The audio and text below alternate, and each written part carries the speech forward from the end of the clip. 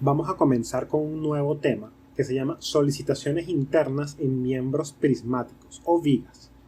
Realmente, solicitaciones internas, lo único que quiere decir es reacciones internas. Eso es lo que significa, solo que es otra forma de nombrarlo. Pero es lo mismo, son reacciones internas. Miembros prismáticos son los que se conocen como vigas propiamente.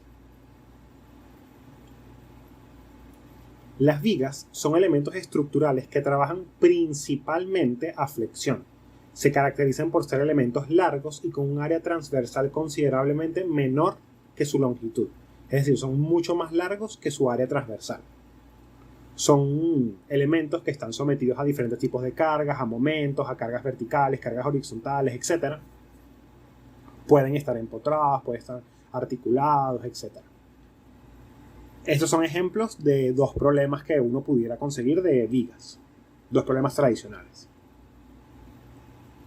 Ahora, a nosotros nos interesa son las reacciones internas, cómo se comportan las cargas internamente dentro de la viga. Supongamos que tenemos esta viga y estas son las cargas externas aplicadas. Esta está aplicada en un extremo, esta está aplicada en un punto, supongamos que es conocido, supongamos que es una distancia L, no sé, desde este extremo. El punto es que ambas cargas se conocen.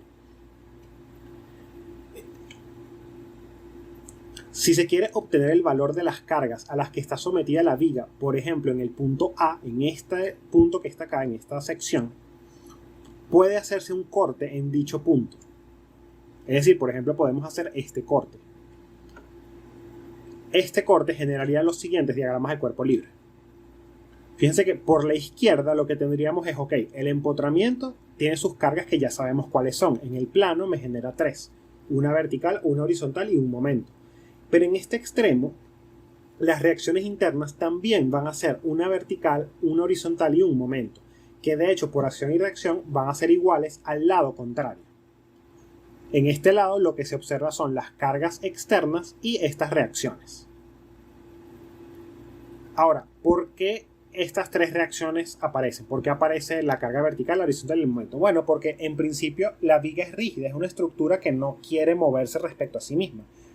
Si yo jalo esta estructura horizontalmente hacia la derecha, ella aquí en A no se quiere despegar.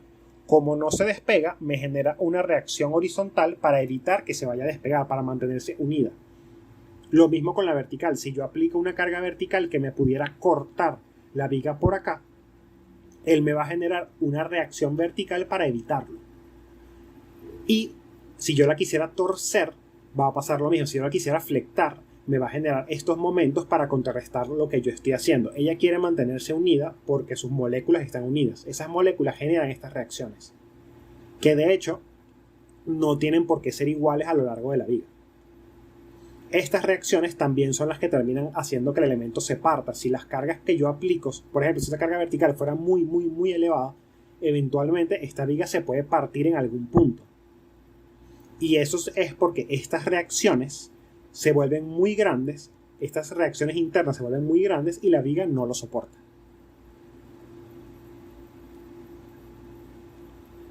Las reacciones o solicitaciones obtenidas en el punto A se denominan como V sub A es la fuerza cortante en el punto A, N sub A es la fuerza normal en el punto A y M sub A es el momento flector en el punto A.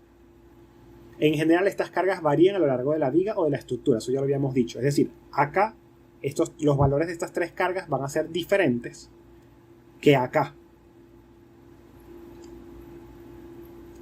Vamos a estudiar la convención de signos utilizada.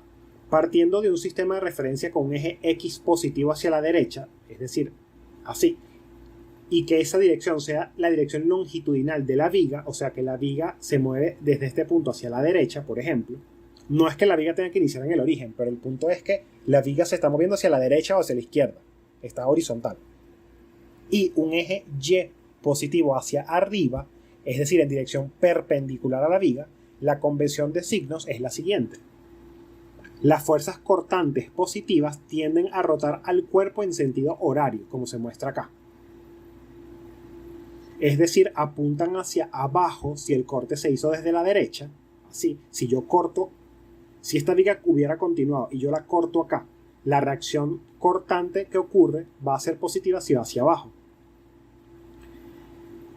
y la cortante va hacia arriba si el corte se hizo desde la izquierda. Es decir, si yo tuviera esta viga, la viga continúa hacia la izquierda, yo la corto aquí y veo esta reacción, fíjense que está hacia arriba, pero está del lado izquierdo, por lo tanto es positiva. Estas dos reacciones me generarían una especie de rotación horaria. Eso es lo que me dice que son positivas. Las fuerzas normales son positivas si traccionan, es decir, si estiran al elemento, como se muestra acá. Estas son dos fuerzas normales positivas. Y son negativas si lo comprimen, igual que como ya vimos en carga axial. De hecho, es exactamente la misma convención. Y un momento flector positivo deforma al objeto con una curvatura hacia arriba, es decir, formando una carita feliz, como se muestra acá. Fíjense que aquí